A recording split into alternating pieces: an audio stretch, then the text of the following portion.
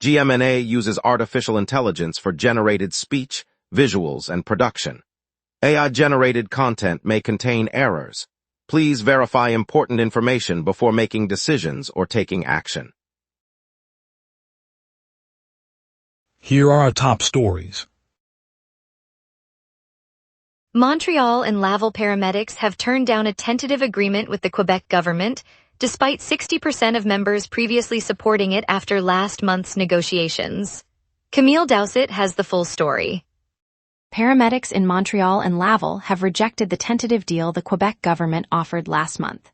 Union members voted, with 60% saying the proposal falls short on wages and staffing. The agreement, first negotiated in July, was meant to avert a work stoppage, but the vote leaves talks at an impasse. Officials say they will reconvene next week to address the concerns raised by frontline crews. The rejection comes amid growing pressure on the health system, which has been coping with a surge in emergency calls over the past year. Hospital administrators warned that any prolonged impasse could strain resources and delay response times for residents. Camille Dowsett, GMNA News, Montreal. Tennis Canada announced tonight a sweeping plan to rebuild the IGA Stadium in Jarry Park. Officials say the current venue, which hosts the city's ATP and WTA events, no longer meets the standards set by newer tour locations. The proposal calls for a full demolition and reconstruction, creating a modern arena with upgraded seating, climate-controlled courts, and expanded media facilities. The organization argues the overhaul is essential to keep the Montreal stop competitive and attractive to top players and sponsors. The plan will be presented to municipal authorities later this week, with funding options to be explored through federal sport grants and private partnerships. If approved, construction could begin as early as next season, aiming to have the new stadium ready for the summer swing of professional tennis. Local fans and players have welcomed the initiative, hoping it will restore the venue's reputation as a premier North American stop. Montreal's mayor, Soria Martinez-Ferrada, saw her car towed in March after a traffic ticket went unpaid, prompting city officials to seize the vehicle. In response, local comedian Charles Brunnett announced he will personally cover the outstanding fine to help the mayor settle the debt. The offer was made public through a statement from the City of Montreal, confirming Brunnett's willingness to pay the amount owed. City representatives said the fine remains unpaid and that the seizure followed standard procedure for unresolved traffic violations. Brunnett's gesture has drawn attention as a private citizen stepping in to address a municipal penalty. The mayor's office has not yet confirmed whether the payment will be accepted, and the vehicle remains in police custody pending resolution. The ticket, a $250 parking fine, led to the seizure, and authorities say the vehicle will be returned after payment. Quebec farmers are reaping record sweet corn harvests that exceed store demand, driving down prices, while bumper yields of other vegetables keep profits strong this summer. Anton Prevost has the full story. Farmers across the province are reaping record sweet corn harvests that have outstripped store shelves, pushing retail prices to their lowest point of the season. Even as corn prices dip, bumper yields of tomatoes, carrots, and beans are lifting overall farm income, allowing growers to close the year in the black. After a sluggish start to the 2026 growing cycle, rain-laden fields delivered an unprecedented volume of vegetables, with sweet corn alone surpassing demand forecasts. The surplus has translated into lower costs for consumers while keeping farm cash flow strong, a rare combination in a market usually squeezed by price volatility. Export opportunities remain limited as most of the crop stays within provincial markets. Anton Prevost, GMNA News, Quebec. Trail managers across the province are urging every political party to adopt a dedicated outdoor recreation policy. Representatives from Rando Quebec and the SIA presented a joint appeal on Sunday evening, emphasizing that formal government support is essential for the upkeep and expansion of Quebec's extensive hiking network. The groups argue that current funding mechanisms are fragmented, leaving many rural and mountain routes in need of repair and new signage.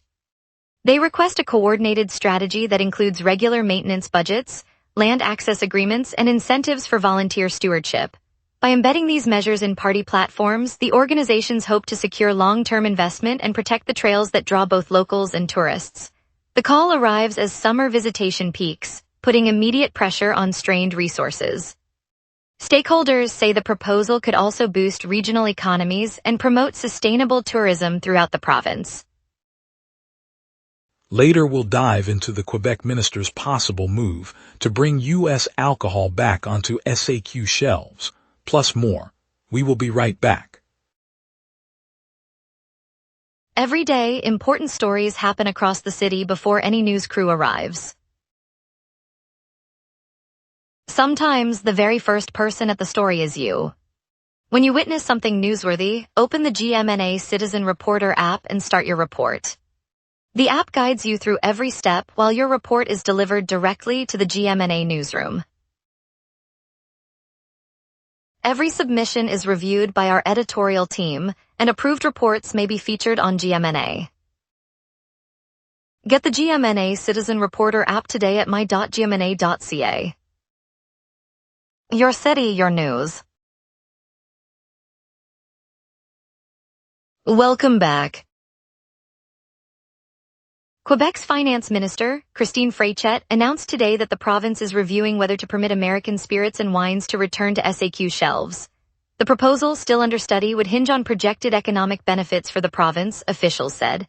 Currently, the SAQ excludes U.S. alcohol following earlier trade restrictions, limiting consumers to domestic and other international products.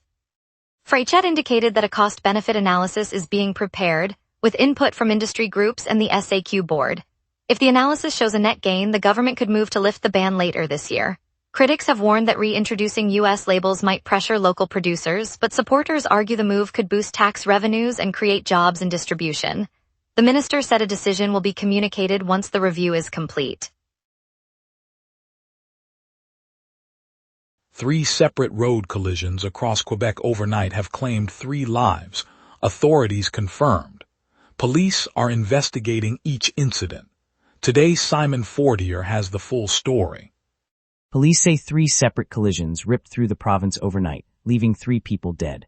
The first crash unfolded on a highway south of Quebec City, where a single vehicle rollover sent the driver into a ditch. Minutes later, a 2-car pileup on a rural road near Trois-Rivières sent both vehicles into a tree line, killing both occupants. The third incident occurred on an arterial street in the outskirts of Montreal, where a drunk driver struck a pedestrian, who later succumbed to injuries. Emergency crews worked through the early hours, clearing debris and directing traffic as investigators began piecing together the sequence of events. Authorities have not released further details on the victims or cause of the crashes. Simon Fortier, GMNA News, Montreal. Morissette, a Quebec environmental organization, kicked off a 16-day shoreline cleanup along the St. Lawrence River today. Volunteers will work from the riverbank in Montreal for 16 consecutive days, collecting trash and debris that threaten the ecosystem. The effort targets pollutants that endanger whales, turtles, and a range of river wildlife, with organizers saying cleaner banks will help boost water quality throughout the season. Coordinators have placed collection stations at several access points and are calling on local residents, students, and community groups to join the daily sweeps. The initiative follows a series of recent studies linking shoreline litter to declining marine health in the region. By the end of the 16-day push, Morissette hopes to see measurable reductions in visible waste and a clearer signal that the river's habitats can be safeguarded for generations. Nighttime gunfire erupted in 2 Montreal neighborhoods on August 7.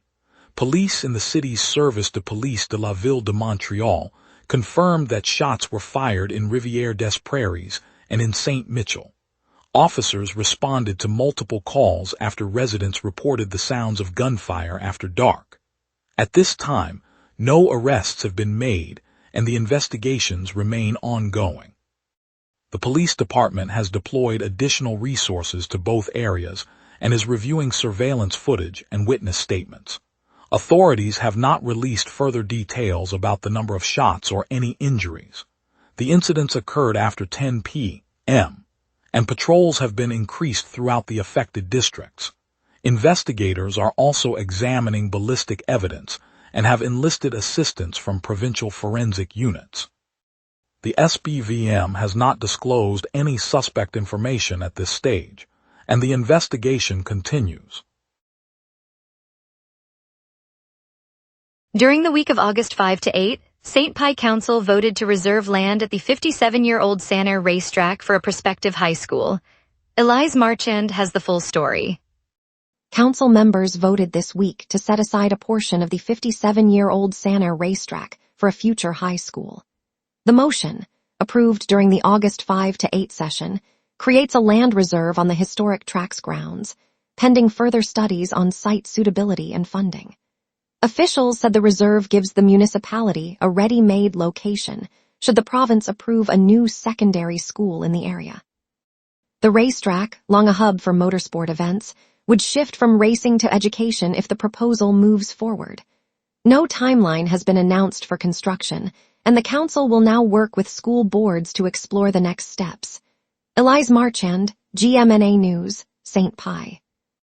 Now let's turn to the forecast and see what tonight's weather has in store for us. A fast western jet stream is squeezing moisture out, leaving tonight's clear skies and a quiet radar. On this date, Montreal once burned at 32.3 degrees Celsius, a record set during the heat wave of 2025. The opposite extreme fell to 12.8 degrees Celsius in the cold snap of 2016, when Arctic air surged southward. Normal highs hover around 27 degrees and lows near 17, so today's 28 high feels modest, while the 19 low is a touch above average. Those historic outliers remind us how quickly the jet can tilt the thermal balance. The live radar map shows a pristine echo field across the province. No precipitation bands are visible, and the return intensity is uniformly low.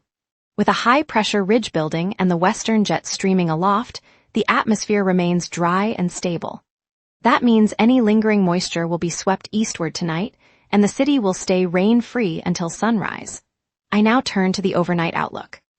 At 11 p.m., the sky over Montreal is clear, and the temperature sits at 20 degrees Celsius. Humidity remains around 75%, and a gentle northwest breeze of 7 kilometers per hour, gusting to 24, brushes the city. Pressure is rising, reinforcing the dry air mass that has been sliding in from the west. Overhead, the jet stream races at 155 kilometers per hour from the west, effectively ventilating the column and suppressing lift. With that set up, today's daytime high will climb to 28, while the low this evening will dip to 19, a modest swing. The UV index registers 5, and winds will peak at 26 kilometers per hour from the southwest, feeling brisk near the shoreline. No weather alerts are active, so residents can focus on the steady, summer-like pattern that will dominate through tomorrow. The 5-day canvas begins Monday with a high of 28 and a low of 19, but clouds will turn overcast, limiting sunshine. Tuesday clears, delivering another 28 high and 19 low under the same western jet that keeps temperatures mild. Wednesday cools to a high of 25 and a low of 17, partly cloudy with a 25% rain chance as a weak trough nudges the jet southward. Thursday brings the most dramatic shift. A high of 24, a low of 15, yet a 70% rain probability despite early clear skies as a low-pressure cell moves in from the Great Lakes. Friday finishes with a high of 22, a low of 15 and clear skies as the ridge reasserts itself. The mid-week rain spike contrasts with the otherwise steady summer pattern. And that's your weather. Remember, the wrap is also available as a podcast. Listen anytime on Amazon Music or wherever you get your podcasts. Stay tuned for traffic updates, a look at what's on today, and a quick hit on our Canadians' lone news. We will be right back. Every day, important stories happen across the city before any news crew arrives.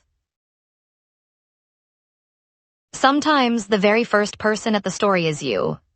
When you witness something newsworthy, open the GMNA Citizen Reporter app and start your report. The app guides you through every step while your report is delivered directly to the GMNA newsroom. Every submission is reviewed by our editorial team, and approved reports may be featured on GMNA.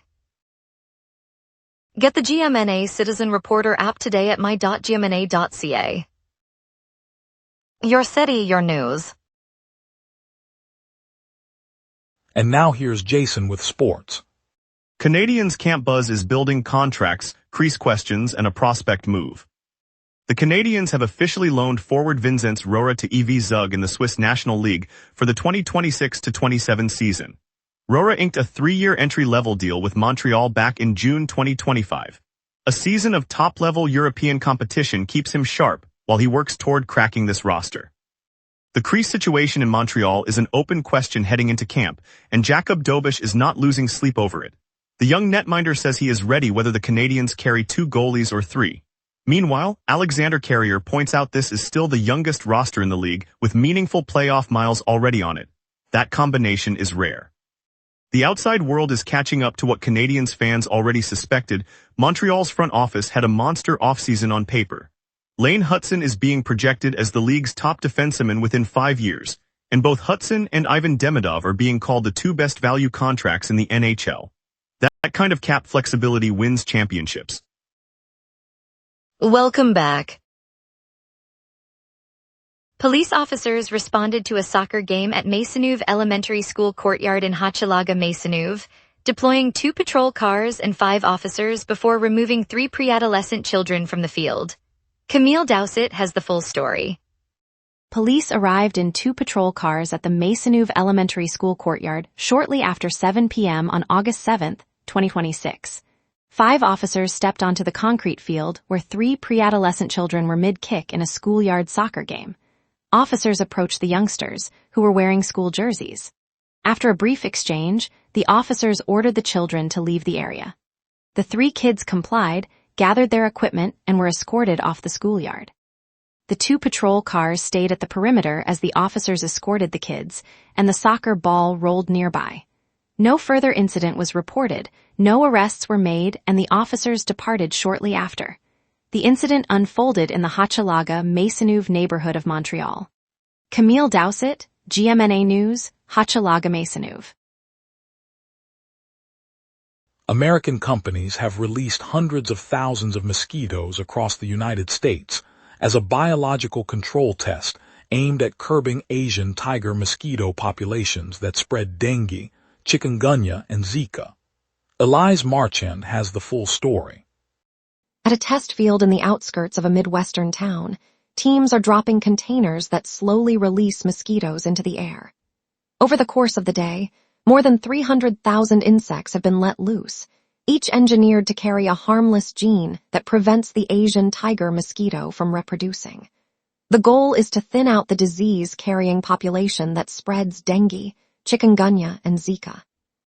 Researchers from the Institut de Recherche en Biologie Végétale, led by Etienne Normandin, are monitoring the release sites, checking that the modified mosquitoes survive long enough to mate before the gene fades.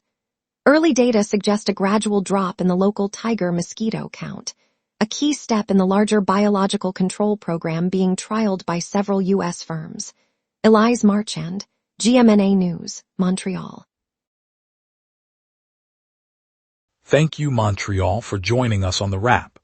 Tonight's highlight was the bold plan to overhaul Montreal's IGA Stadium, a game-changer for tennis fans. We appreciate your engagement and look forward to bringing you more stories tomorrow. Stay tuned, stay safe, and see you then.